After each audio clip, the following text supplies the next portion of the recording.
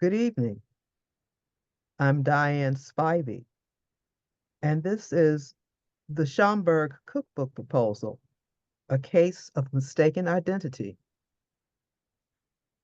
Arthur Schomburg, African America's most important bibliophile, has been incorrectly credited as the author of the cookbook proposal located in the Arthur Schomburg Papers, housed at the Schomburg Center for Research in Black Culture in New York City. The true author was NAACP Secretary Walter F. White, who began his cookbook project in 1933. Let me begin by providing the background on how this proposal came into existence. In the very early 20th century, African American communities were beginning to experience a renewal or rebirth of Black consciousness. Part of that rebirth included studying the African roots of cooking and cuisine. Blacks who migrated north to cities seeking employment were making their voices heard in literature, music, art, and foods. Intense debates raged over issues such as Blacks and organized labor, Black nationalism, Marcus Garvey and his United Negro Improvement Association, as well as the integration goals and strategies of organizations such as the NAACP. It was Harlem, New York, that became the intellectual and cultural center, the mecca of all of these voices. It was the Harlem Renaissance, as it came to be called in the 1920s and 30s, in which Black self-awareness blossomed and flourished, and in which the Black experience was used as a legitimate instrument of artistic expression. There were a number of Black patrons of the artists of the period, providing their time and numerous resources to support the creative expressions of this Black cultural awakening. Two of those patrons were bibliophile Arthur A. Schomburg and NAACP Secretary Walter F. White. Schomburg has sometimes been referred to as the historian, recorder, archivist, or documentor of the Renaissance. He knew how to dig deep and uncover and retrieve hidden and concealed materials relating to Africa and the African diaspora, and his ever expanding vast collection of rare books and documents were regularly sought out by many scholars and writers, including W.E.B. Du Bois, Carter G. Woodson, as well as Renaissance writers such as James Weldon Johnson and Claude McKay. Schomburg played a crucial role in the rebirth of Black consciousness, and his theory of historical recovery helped to lay the intellectual foundation for people of African descent to fight against and free themselves from the omnipresent forces of white supremacy. Well, Walter White and his first wife, Gladys, hosted and attended numerous parties and social functions where financial and other support for Black writers and artists were garnered from Black and white intellectuals and business leaders. In fact, White turned his apartment into a sort of cultural commodities market where interracial contacts and contracts were sealed over bootleg liquor and the latest literary work or music lyrics of an African American who was then the rage of New York. Walter White writes that he and Henry Louis Mencken, the sage of Baltimore, attended one of those parties and that their conversation turned toward Negro cooks' predominance in American cuisine. It was not surprising that such discussions were becoming quite the fashion, with the voices of Black consciousness becoming the order of the day, especially since Blacks had always been the privately revered purveyors and creators of American cuisine. The conversation turned serious because in the months and years that followed that party, White credits Mencken, and sometimes he states that it was both his and Mencken's idea, with concocting the idea that embarked White on a mission to gather recipes and culinary folklore for a cookbook on the Black influence and contribution to the creation as an art form of American and Caribbean cookery. It was in March of 2000, while doing research in the Arthur Schomburg Papers, housed at the Schomburg Center for Research in Black Culture, I came across the same cookbook proposal, which naturally seemed to be written by Mr. Schomburg himself. There was nothing to indicate in those files at that time that would promote an alternate conclusion as to whom the proposal belonged. For the next 6 years, it was taken for granted that I had in my possession a copy of a cookbook proposal created by Arthur Schomburg. Then in March of 2006, when I began research for my second book, At the Table of Power: Food and Cuisine in the African American Struggle for Freedom, Justice, and Equality, a manuscript specialist at another repository was extremely helpful in responding to my inquiries concerning specific holdings that might be pertinent to my work.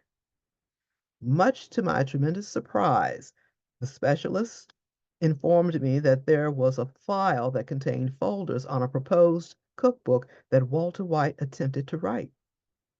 I visited that repository and photographed numerous items from those files. The letters, notes, lists, recipes, etc., many of which were handwritten items, were read and reread, and after a while I became very familiar with White's handwriting. The belief now was that there were two distinct historical cookbook proposals by these two men living and working in the same city. It should be noted that the Walter White file contains recipes that he gathered, much correspondence concerning the project, and a two-page synopsis of the proposed book, but did not contain an actual outline. About a year and some months after obtaining a copy of White's cookbook proposal, I took a look at, for the first time in over 7 years, the cookbook proposal outline from the Schomburg Papers, which is primarily in typescript except for several handwritten pages toward the end. It received a careful read as it had the first time, and as I came to the handwritten section, I began thinking to myself, Wait a minute, this handwriting looks familiar. I know this writing." Samples of White's handwriting from his cookbook proposal files were pulled and compared to those in the proposal located in the Schomburg Papers. Obtaining a second opinion was crucial. Without telling him what I thought I had discovered, I asked my husband to take a look at both sets of handwritten items and to give me his assessment as to whether he thought there were any similarities. His conclusion, without hesitation, was that they were written by the same person. Now, more evidence than this was needed, but where would such help be found? Then I remembered some pieces of correspondence between White and one of his friends who spoke of specific items in the proposal. Thank goodness I had thought this correspondence important enough to photocopy. The period during which White began his project was difficult for anything by or about Africans in America to get published. One of the letters in White's file, dated November 16, 1933, mentions H.L. Mencken presenting White's cookbook idea to publisher Alfred Knopf, and that Knopf, who both Mencken and Walter White knew personally, expressed much interest and contacted White, asking for a brief outline of the proposal. White prepared the outline and sent a copy of it with that same letter to Mencken, thanking him for contacting Knopf and asking for Mencken's very frank opinion and any suggestions that he might have.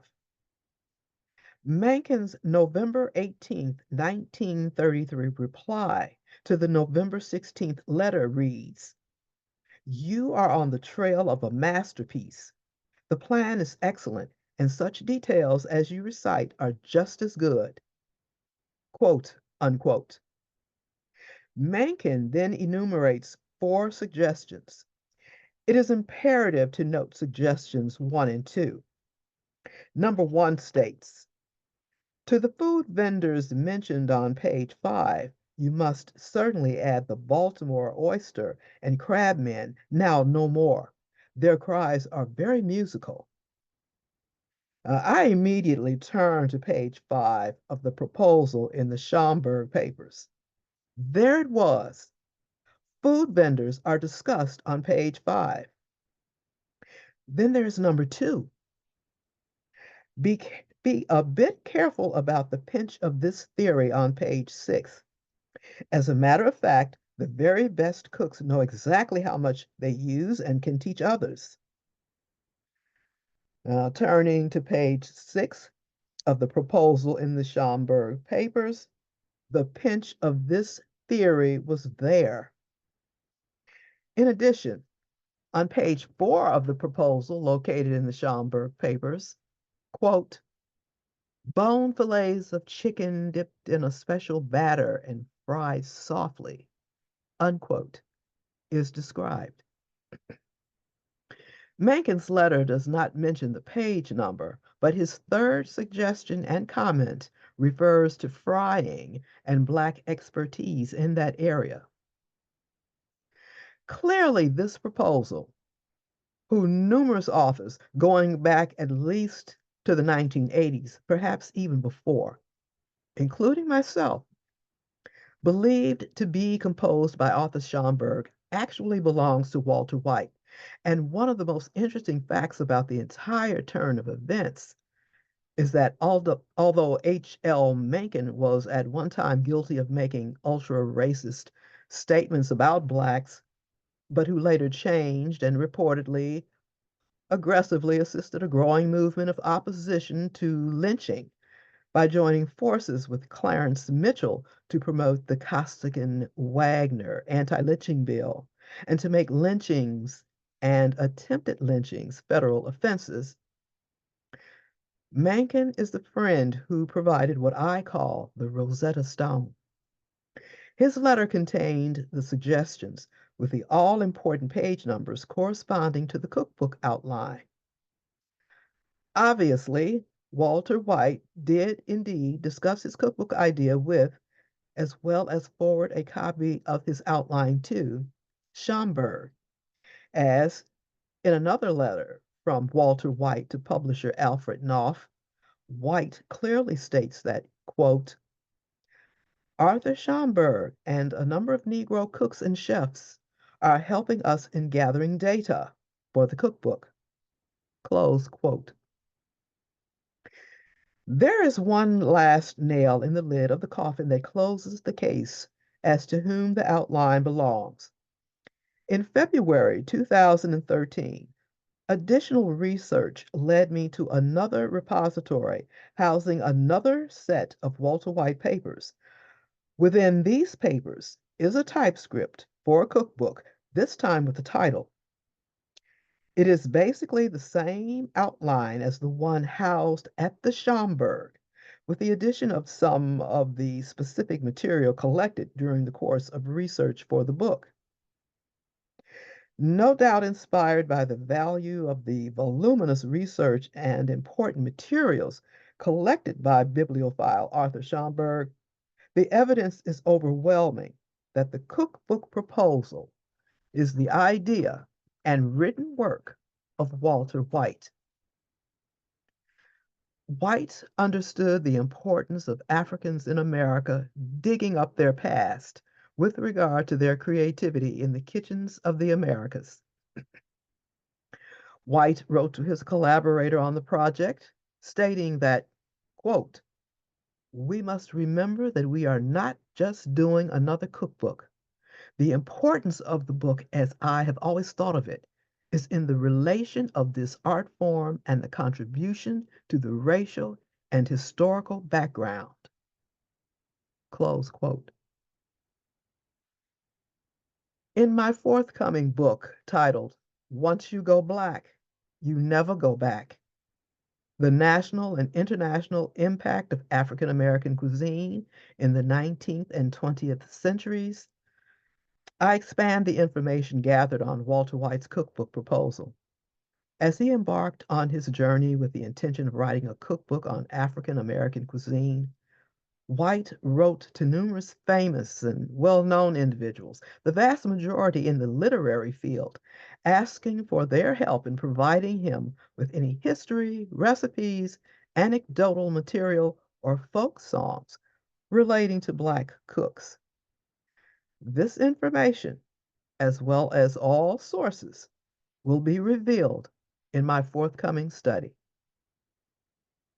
Thank you.